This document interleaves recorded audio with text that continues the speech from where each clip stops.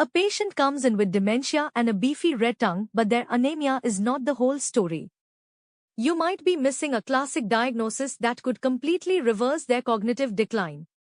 Today we are cracking the code on vitamin B12 deficiency from the stomach to the spinal cord, so you never miss this on the wards or your exams.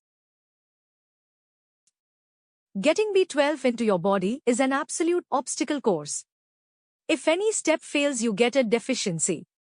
It starts in the stomach, where acid and pepsin release B12 from your food. It then binds to our protein.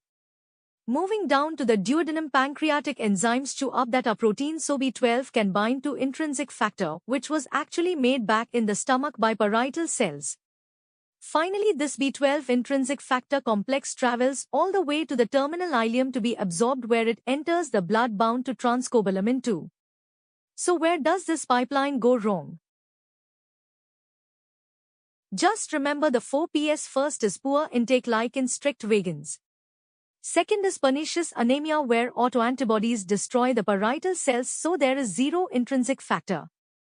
Third is pancreatic or gut failure, like celiac disease, Crohn's, affecting that terminal ileum, or even that classic exam question, the fish tapeworm Diphyllobothrium latum. Fourth is pharmacology, and this is huge for your clinical rotations.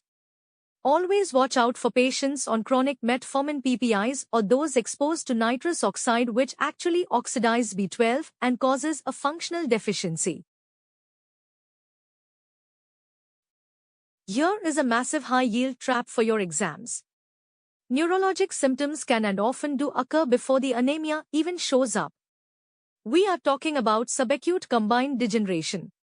The dorsal columns go first, causing sensory ataxia and loss of vibration and proprioception. Then the corticospinal tracts get hit, leading to spasticity, paraplegia, and hyperreflexia. From a psychiatry perspective, always watch out for megaloblastic madness, which looks exactly like dementia, irritability, and severe personality changes.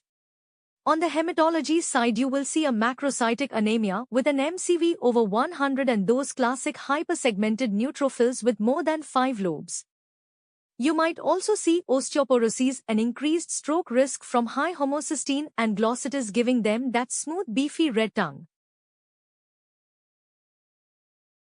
So how do you diagnose it? You check a serum B12. If it is under 200, they are deficient and you treat. If it is over 400, they are normal. But what if it is stuck in that 200 to 400 gray zone? This is where you use the metabolite split to tell B12 and folate deficiency apart. In B12 deficiency, both methylmalonic acid and homocysteine are high. In folate deficiency, only homocysteine is high while MMA stays normal. Remember, high MMA is specific to B12. If you are hunting for pernicious anemia, check for anti-intrinsic factor antibodies, which are highly specific to rule it in, and anti-parietal cell antibodies, which are highly sensitive to rule it out. For treatment, especially with severe neurologic symptoms, we usually give intramuscular B12 1000 micrograms daily for a week, then taper to weekly, then monthly. But here is the secret.